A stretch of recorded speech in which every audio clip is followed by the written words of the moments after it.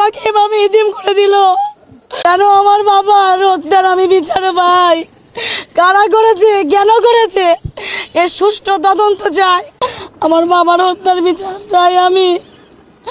আপনারা এই বিষয়ে আমার সহযোগিতা করবেন, আপনারা নিউজ করবেন, আপনারা জানাবেন, আপনারা সারা বাংলাদেশ সহ সারা ওয়ার্ল্ডের সব জায়গায় আপনারা আলোড়ন সৃষ্টি করে দেন যেন আমার বাবার হত্যার আমি বিচার পাই।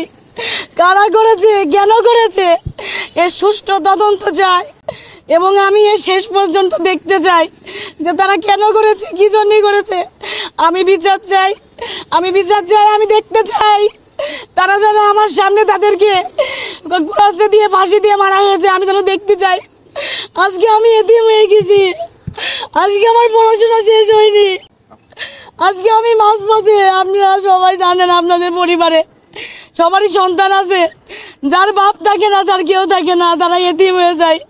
যতই কাছের আত্মীয় আপন মানুষ যেই থাকুক, বাপ বাবা এই বাবার মতন কেউ হয় না। বাবা, আমার বাবা অনেক স্বপ্ন নিয়ে আমাকে এখানে পড়ার জন্য ভর্তি করেছে।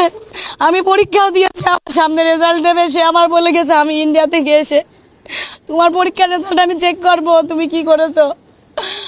আমার কোনো কথা সে রাখতে পারি, সে চলে গেছে। আপনারা শুধু আমার অনুরোধ, আমার বাবার এটার বিচার করবেন। একটা সময় 14 বছর আমার বাবা বিভিন্ন মিথ্যা মামলার হুমকিতে পলিয়ে পলিয়ে থেকে, যখন আমি অনেক ছোট তখন আমার বাবার কাছে পাইনি। যখন আমার একটু বুঝ হয়েছে, আমি যখন একটু বুঝ, তখন আমার বাবাকে আমি কাছে পেয়েছি, এখন আমি হারিয়ে ফেললাম। আপনাদের কাছে আমার অনুরোধ, আপনারা আমার বড় ভাই, কেউ আমার বাবার মতন, আপনারা আমাকে সহযোগিতা করবেন। আমি আমার বাবার হত্যার বিচার চাই এবং আমি নিজে স্বচক্ষে আমি দেখতে চাই আমাকে কারা এতিম করলো, কেন করলো এভাবে। আমি আমি আমি চিনি না, আমি চিনি না, কিন্তু আমি চিনতে চাই। এবং আমি হারুন স্যারকে আমি বলে এসেছি যে আপনি আইডেন্টিফাই করেন কেন এরকম হলো, কারণ আমি ল পড়তেছি, আমিও কিছু আইনের নিয়ম জানি।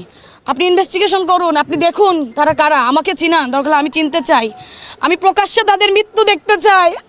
আমাকে এভাবে এতিম করে দিল এবং আমি এর শেষ পর্যন্ত দেখতে চাই যে তারা কেন করেছে, কি জন্য করেছে।